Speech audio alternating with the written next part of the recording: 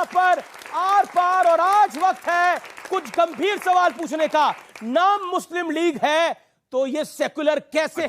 आज इस मूल सवाल के साथ इस दौर में हम आगे बढ़ेंगे कि जब इस देश के बंटवारे की बात चल रही थी तो मुस्लिम लीग भी दो राष्ट्र की बात कर रही थी और हिंदू महासभा भी दो राष्ट्र की बात कर रही थी।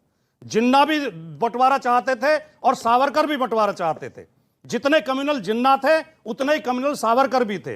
ये हमें ईमानदारी से स्वीकार करना पड़ेगा। बिल्कुल और जो नहीं बिल्कुल बिल्कुल ईमानदारी से। और जो बात यहां की जा रही है, आज आपने कहा कि वो सरिया की बात करते थे, लेकिन आज हम मानते हैं भारतीय जनता पार्टी का कोई नेता सांप्रदायिक बात करे, नफरत फैलाने की बात करे, वो उसका व्यक्तिगत आरोप उस पर लग सकता है, लेकिन भारतीय जनता पार्टी क्योंकि भारतीय संविधान की शपथ लेती है तो हम उसे इसलिए धर्मनिरपेक्ष पार्टी मानते हैं। आज भारत में जितनी भी राजनीतिक पार्टियां हैं, भारत के संविधान से अलग हटके कोई पार्टी चल ही नहीं सकती।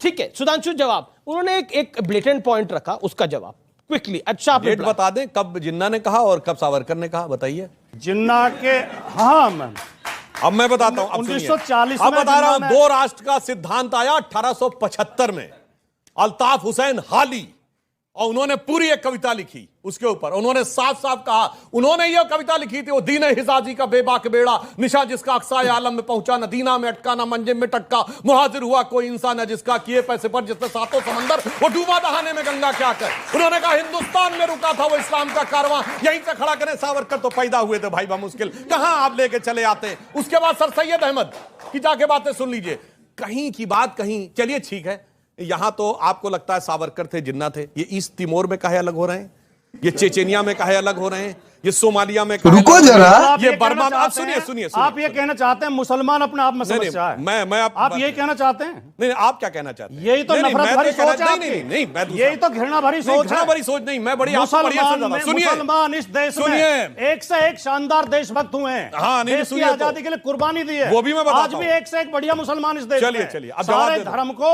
निशाने पर लेना, भाई आप ये आपकी नफरत भरी राजनीति। जवाब दे लूं भाई आपका। राहुल गांधी असल में हो गए तवे का सुराख, हमारे यहाँ कहलाते हैं। उन्होंने नफरत के तवे के अंदर वो कर दिया सुराख, और उस पर अब नफरत की रोटी ज्यादा दिन टिक नहीं पाएगी।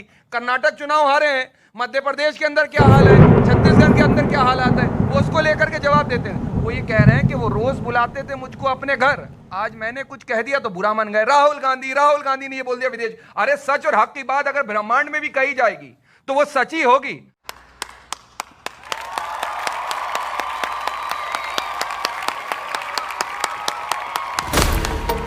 दोस्तों, ऐसे ही वीडियो देखने के लिए हमारे साथ जुड़े रहें सिर्फ देसी न्यूज़ पर।